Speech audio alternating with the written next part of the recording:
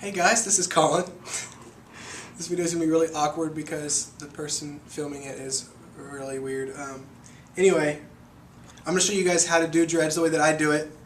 This is Kagan. His hair was easily over twice as long as all these dreads are without these being in the way. Come around back and get this over here. Here, I'll get this right here. But as you can see, they look as though they've already shrunk. Put a coat cap in his too. They're already locked up pretty tight.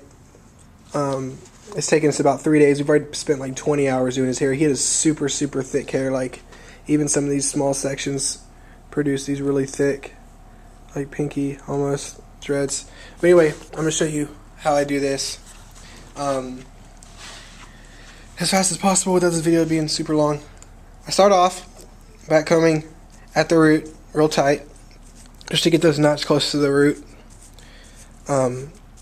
If you only back comb, that works too. That's what I did with mine, but you're going to have a lot of shrinkage, and this just tightens them pretty much immediately. And then I pull, I just go through. Is it focusing? Mm-hmm. Come like right here, right above it. There you go. And I just pull the hair from about where, like right here, up and out. It's kind of blurry for some reason. Go up some. That's good enough. Get like right where my face is, like right here. I just pull the hair up and out of the dread, then turn it, pull it up and out from down to up, just to get the root started. And make sure, what you really want to try and fix is make sure there's no hair, like hairs that are running parallel to each other, because that's what the maturing process is those locking up, and that's what causes shrinkage. So, which is going to happen regardless.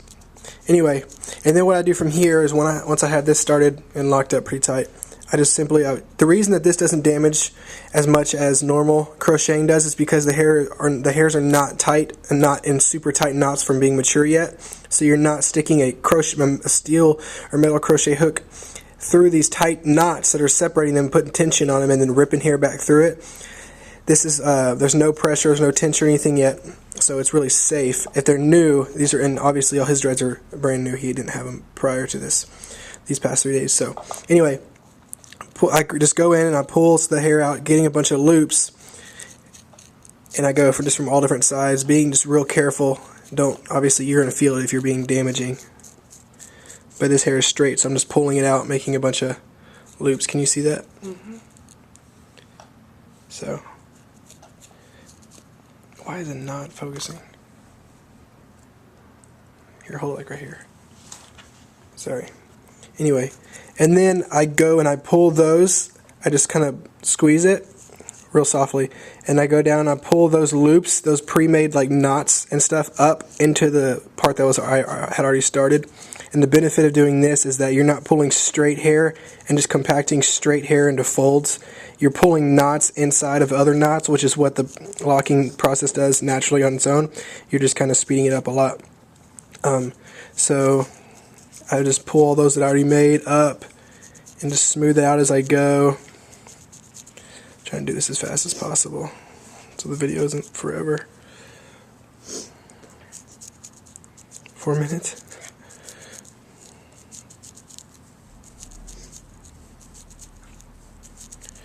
And if you could feel this, which you can't, it's already pretty solid. But yeah, it works really well.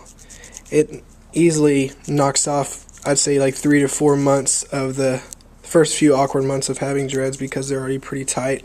Of course, they're going to loosen up a bit from the first few washes or whatever, but they already have the dread based in there.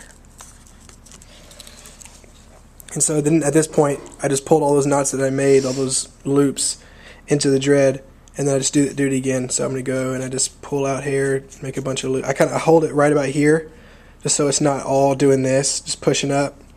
I hold it so it pulls certain just individual hairs up. I want you to be able to see that. And out. Makes a bunch of little loops. And doing it from all different directions makes it, if you just do it from one side, you're just going to have a bunch of loops on one side. You want to do it from all the different sides, from behind it and everything. And then I just grab that, get it in there. And then I just go through the part that is dreaded right here, down into those, and I pull those knots up into it.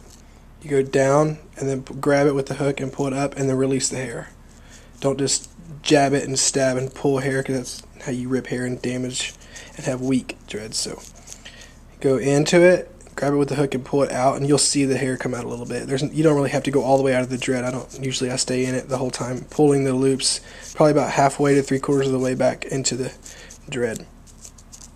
And you're gonna lose, like, his hair was very, very long, down to halfway down his back, and his dread shrunk up this much, which is what happens in the long process anyways. It's not that this method makes your hair any shorter than anything else. It's just that through the first year of having dreads, regardless, your hair's going to shrink a whole lot from washing it and the knots setting in place and new knots setting in place.